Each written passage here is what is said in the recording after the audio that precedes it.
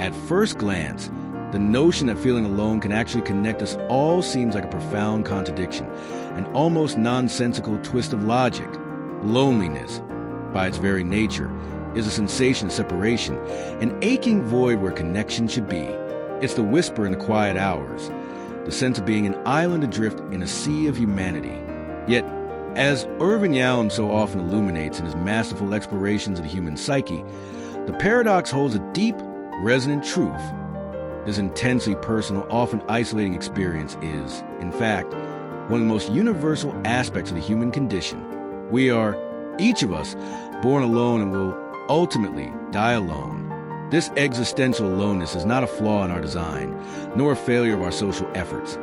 It is a fundamental, irreducible fact of being. Consider the infant newly emerged from the womb, thrust into an independent existence, or the elder contemplating the final journey.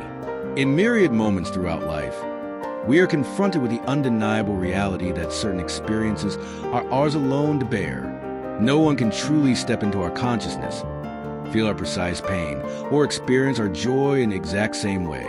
This inherent isolation is often the source of profound anxiety and dread, leading us to tirelessly seek external validation, constant companionship, or distracting activities to numb the gnawing sense of being fundamentally apart. We build elaborate social structures, create intricate communication networks, and strive for perpetual togetherness, all in an unconscious effort to escape the chilling awareness of our own singular existence.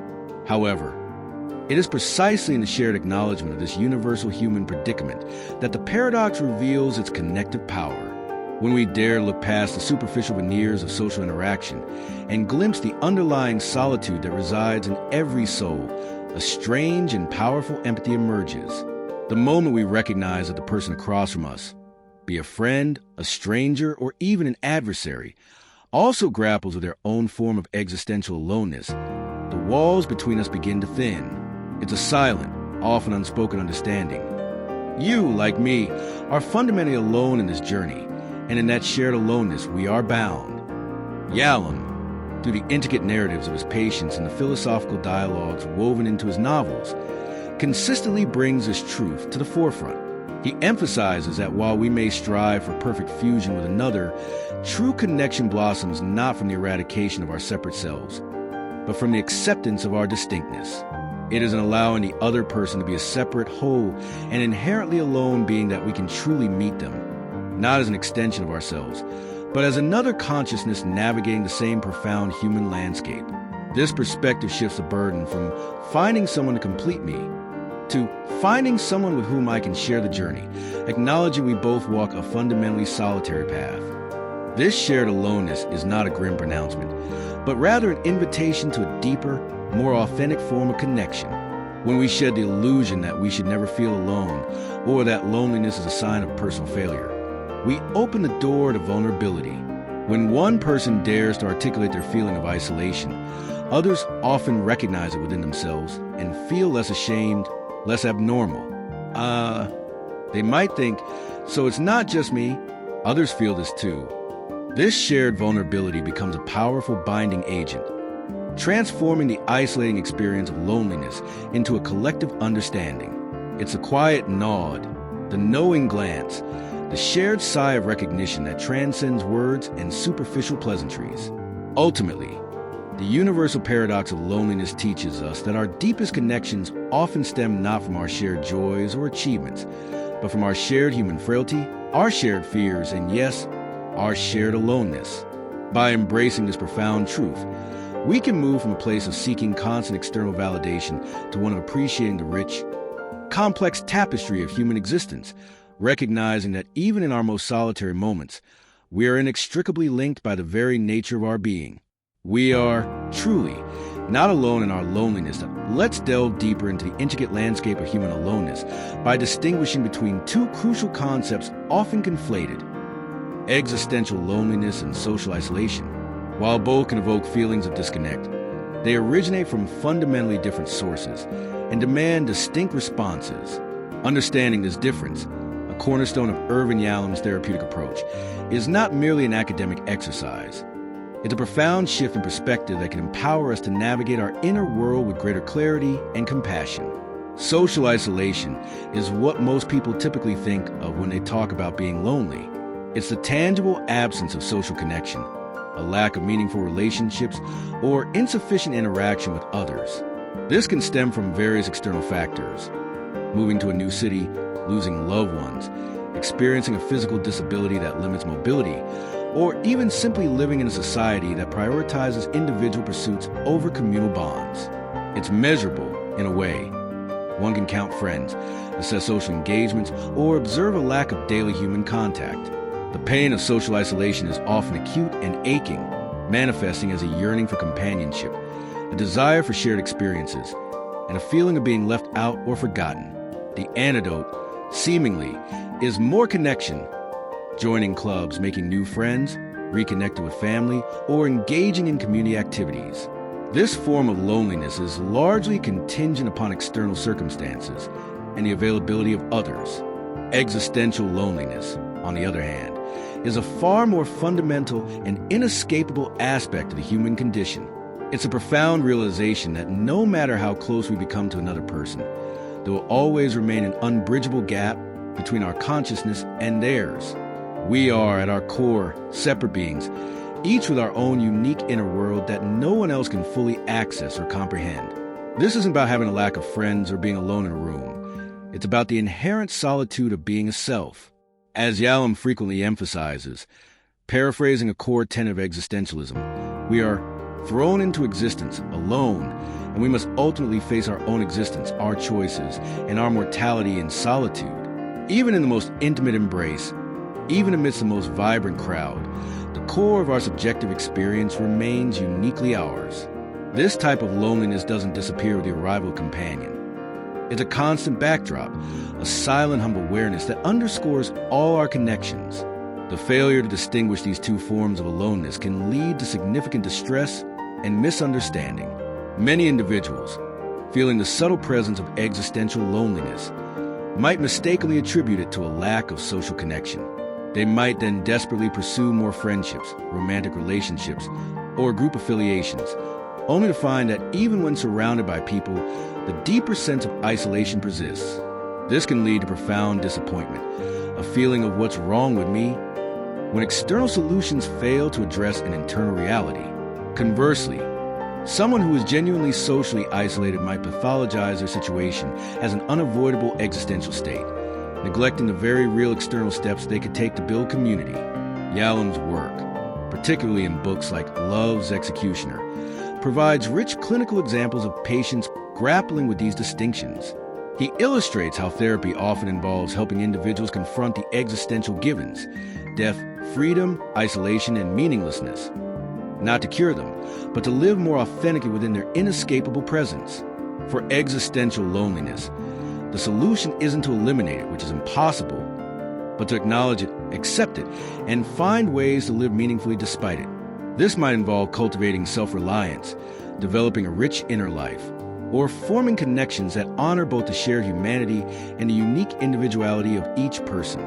True connection, from this perspective, doesn't erase the boundaries between self and other, but celebrates them while finding ways to bridge the gap with empathy and understanding. Ultimately, by recognizing that not all loneliness is the same, we gain a more nuanced vocabulary for our internal experiences. We learn to identify when we genuinely need to reach out and seek social connection, and when we need to sit with the profound, perhaps even beautiful, solitude of our own unique existence. This clarity allows us to respond to our feelings more effectively, fostering genuine well-being rather than chasing an unattainable fantasy of complete fusion with others. The idea that facing our inherent aloneness can actually lead to deeper, more authentic connection might seem counterintuitive at first glance. Our primal instinct often propels us to flee from feelings of isolation, to constantly seek external validation and companionship as a shield against perceived abyss of being utterly alone. Yet, Irvin Yalom's profound insights into human condition reveal a liberating truth. True intimacy flourishes not from the eradication of our individual boundaries, but from the courageous acceptance of them. It's a journey from dependence to interdependence, where the acknowledgement of our solitary existence becomes the very foundation for meaningful relationship. Think about the common pitfalls in relationships born from a fear of aloneness. We often cling, become overly possessive, or seek to merge identities with another person, hoping to fill an inner void. This often manifests as codependency, where one sense of self becomes inextricably linked to the presence and approval of another.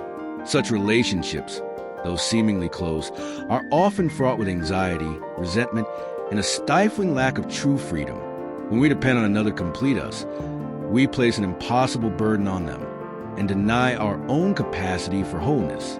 This isn't genuine connection. It's an attempt to escape the discomfort of our own singular existence, a flight from the self. Yalom, particularly in his nonfiction clinical accounts and through the therapeutic dialogues in his novels, consistently guides readers and patients toward the understanding that a robust sense of self, capable of standing alone, is a prerequisite for genuine connection. He doesn't preach a stoic, emotionless isolation, but rather an acknowledgement of self-sufficiency. The understanding that while we thrive on connection, we do not perish in its absence. This requires immense courage. The courage to sit with discomfort, to face the existential anxieties of being ultimately responsible for our own lives, and to relinquish the fantasy of perfect fusion with another.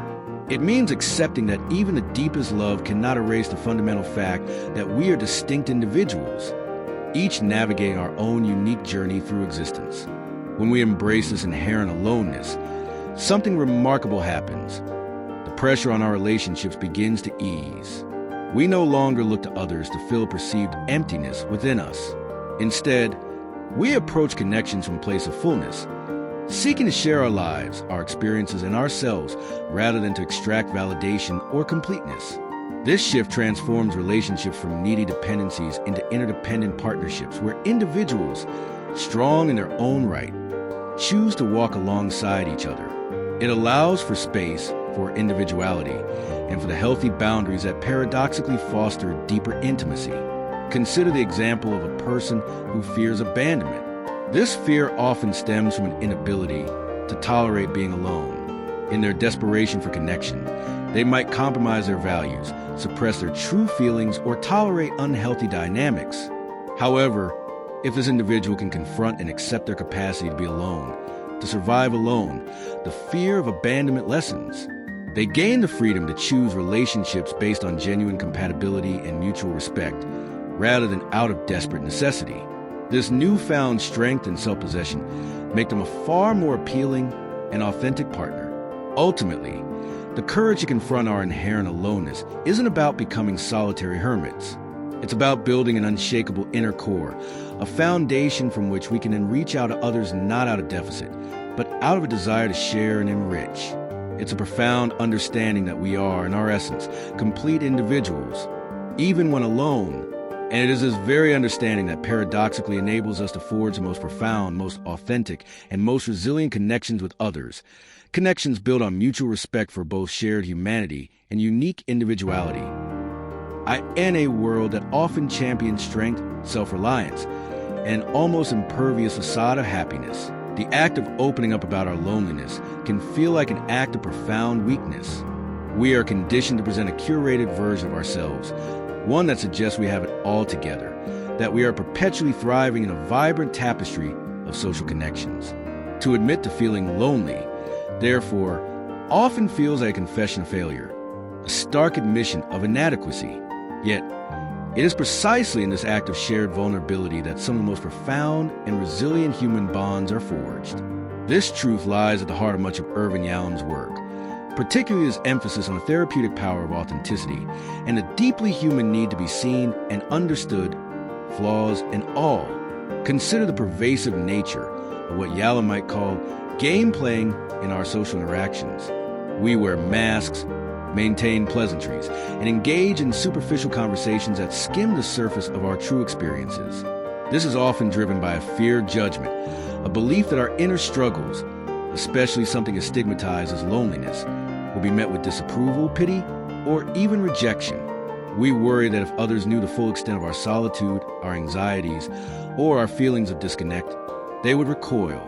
This fear, ironically, traps us in the very isolation we seek to avoid. By hiding our true selves, we prevent others from truly knowing us, and thus prevent the very connection we crave. However, when one person gathers the courage to drop the mask and articulate their experience of loneliness, even in a hesitant whisper, a remarkable transformation often occurs. This act of authenticity acts as an invitation, a silent permission for others to acknowledge their own similar feelings. You too? Is the unspoken question that hangs in the air, often followed by an exhale of relief. The person who shares first creates a safe space, a crack in the polished exterior of social convention through which genuine human frailty can be glimpsed. It's in this shared vulnerability that the paradox of not being alone in loneliness becomes tangibly real. Yalom's group therapy sessions, as vividly portrayed in his clinical accounts, are prime examples of this phenomenon. In the safety of therapeutic setting, individuals slowly begin to shed their defenses and reveal their deepest fears, including the fear of being alone, unloved, or insignificant. As one member bravely articulates a feeling of profound isolation, another might nod in silent recognition or even share a similar experience. This shared experience of vulnerability doesn't diminish them. Instead, it elevates the group. It fosters a sense of collective understanding, a knowing empathy that transcends individual words. The shared tears, the shared silences, the shared acknowledgement of pain become a mortar that strengthens the bonds between them. This principle extends beyond the therapy room into everyday life. Think of a friendship that deepens after one person confides a period of intense loneliness or a moment of profound existential angst. Or a family where members finally feel safe to admit their struggles rather than maintaining a facade of perfection. These are moments where connection moves beyond shared interests or superficial agreement and delves into the shared human experience of being imperfect, vulnerable, and often alone. It's in these moments that we stop trying to fix each other's loneliness and simply bear witness to it, offering presence, understanding, and acceptance. Ultimately, opening up about our loneliness is not a sign of weakness, but a powerful demonstration of courage. It is an act of trust, an invitation for others to meet us in the raw, authentic space of our humanity.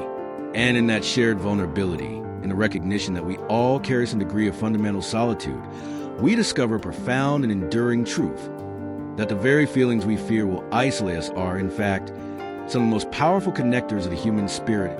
It is a common human tendency to view loneliness as an undesirable state, something to be avoided, cured, or filled at all costs. Yet, within the philosophical framework of existential thinkers like Irvin and Yalom, periods of isolation, particularly those tinged with the ache of loneliness, are not merely obstacles to overcome, but potent opportunities for profound self-discovery and personal growth. When the external noise of social interaction quiets and the distractions of constant companionship fade, what remains is a stark, unvarnished presence of self, ripe for introspection and deeper understanding. Think of those moments when you are truly, deeply alone, perhaps after a significant life change, during a solitary journey, or even in the quiet of a sleepless night. Without the constant feedback, expectations, or mirroring from others, we are left to confront our own thoughts, feelings, and beliefs without external interference. This can be unsettling, even frightening, as it forces us to grapple with questions we might otherwise conveniently ignore. Who am I really, when no one is watching? What do I truly value? What fears and desires truly drive me? What meaning do I find in my own existence, independent of others' perceptions? These are precisely the kinds of questions that Yalom, through his therapeutic practice and writings, encourages individuals to confront. He believes that true growth often stems from grappling with these existential givens, the fundamental realities of life that include not just loneliness, but also death, freedom, and the search for meaning. This kind of introspective journey, catalyzed by isolation, can be incredibly fertile ground. It offers a unique space for self-reflection unburdened by social pressures. Without the need to perform a particular role, to agree with a group, or to maintain a certain image, we can more honestly assess our authentic desires, identify what truly brings us joy or sorrow, and pinpoint areas where we might be living out of alignment with our deeper selves. It's in these moments of profound solitude that many artists find their muse. Thinkers develop groundbreaking ideas, and individuals undergo significant personal transformations. The absence of external stimuli forces an internal gaze, pushing us to become more aware of our inner landscape. Moreover, a period of intentional or even imposed loneliness can foster self-reliance and resilience. When we learn that we can endure discomfort, navigate our own thoughts, and find our own solutions without immediate external support, we build an invaluable inner strength. This isn't about becoming emotionally detached or rejecting human connection. Rather, it's about cultivating a robust internal compass. As Yalom illustrates through the experiences of his patients, the journey of therapy often involves helping individuals strengthen their capacity for independent being, to realize that while human connection is vital, their ultimate survival and meaning reside within themselves. This internal strength then paradoxically makes us better partners, friends, and community members as we engage with others from a place of choice and fullness, rather than neediness or desperation. The insights gained from such periods of isolation can be transformative. We might discover hidden strengths, unearth dormant passions, or clarify our life's purpose in ways that were impossible amidst constant social engagement. It's about learning to be comfortable in one's own company, to find solace and even richness in the quietude of self. This doesn't mean advocating for perpetual isolation, but rather recognizing profound value in consciously embracing periods of solitude and even moments of loneliness as opportunities for deep personal exploration. In embracing loneliness as a potential catalyst for self-discovery, we reframe it from a terrifying void to a valuable, albeit challenging, pathway to greater understanding and a more authentic existence. In our pursuit of connection, we often overlook profound truth. The strongest and most resilient communities are not those where everyone pretends to be perfectly happy and perpetually connected, but rather those that openly acknowledge and embrace shared human frailty, including the experience of loneliness. This is a core insight gleaned from Irvin Yalom's extensive work, which consistently highlights that true belonging emerges when we feel safe enough to be our authentic selves, imperfections and all. When we understand that you are not alone in loneliness, it becomes a foundation for fostering environments where vulnerability is accepted and shared human experiences, even the difficult ones, are not just tolerated, but understood and supported. Modern society, particularly in the digital age, frequently presents a curated reality of constant connectivity and overflowing social lives. Social media feeds are often filled with images of large gatherings, happy couples, and adventurous trips, subtly creating a competitive landscape of who is more connected. This can exacerbate feelings of isolation, making individuals believe their own moments of solitude or loneliness are abnormal, a personal failing. Consequently, many shy away from expressing these feelings, fearing they will be judged as weak, undesirable, or simply not fitting in. This societal pressure to present a perfect facade inadvertently perpetuates the very isolation it seeks to avoid. However, a shift in perspective, inspired by Yalom's humanistic approach, suggests that genuine community is built on a different premise, one of shared humanity. This means recognizing that every individual, regardless of their outward appearance or social status, carries within them the existential givens of life, including the fundamental loneliness of being separate consciousness. When this understanding permeates a group, whether it's a family, a friendship circle, a workplace, or a broader community, it creates a much deeper, more empathetic space. The burden of pretending to be perfectly fine is lifted, allowing for more authentic interactions and less emotional exhaustion. Consider how communities can actively foster such an environment. It starts with empathy and active listening, where individuals feel truly heard without immediate judgment or the pressure to offer quick fix. It involves creating spaces, both formal and informal, where it's okay to say, "I'm feeling really alone right now," and be met with understanding rather than awkward silence or platitudes. This could be a support group, a close-knit book club, or even a workplace culture that values employee well-being and encourages open communication about mental health. When leaders and peers model vulnerability, it sends a powerful message. It's safe here to be human. Yalom's therapeutic groups offer a powerful microcosm of this ideal. In these settings, individuals come to realize that their deepest fears and anxieties, including loneliness, are not unique to them, but are shared human experiences. This shared recognition fosters profound solidarity and a sense of collective belonging. The group members become a we, bound not by superficial commonalities, but by the shared, often painful, reality of being human.